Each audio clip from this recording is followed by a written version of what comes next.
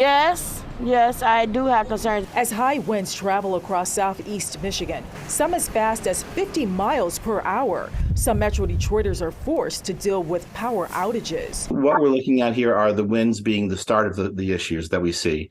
And they are then knocking down limbs and branches onto power lines, onto equipment, and causing those outages. Consumers Energy and DTE sending crews out to restore power. For us at Consumers Energy, we've been preparing all week. We do have hundreds of crews that are working today and plan to be available through the weekend as we need them. DTE Energy also discussing a strategy to Fox 2 via a statement, which reads in part, thousands of DTE employees are activated and will work through the holiday weekend to restore power as efficiently and safely as possible. As the winds pick up, power lines do fall down, and officials say always stay away from fallen wires.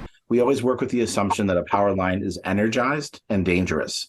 So staying 25 feet away is so important. What's also key is what you do to your faucet when you don't have heat. Make a drip of water through your sinks just to keep those pipes from freezing up. You should also exercise safety when using something other than a furnace to heat your home. If you are using a generator to restore power, be careful where you place it. Make sure you're following all the directions carefully. Make sure it's outside your home in a well-ventilated area. For the latest on power outage updates in your community, go to fox2detroit.com. Obviously, this is still a developing situation. We do have bad weather and more winds coming through the night, so we're going to be working there. If you stay home, just stay safe above all else. In Southfield, Ingrid Kelly, Fox 2 News.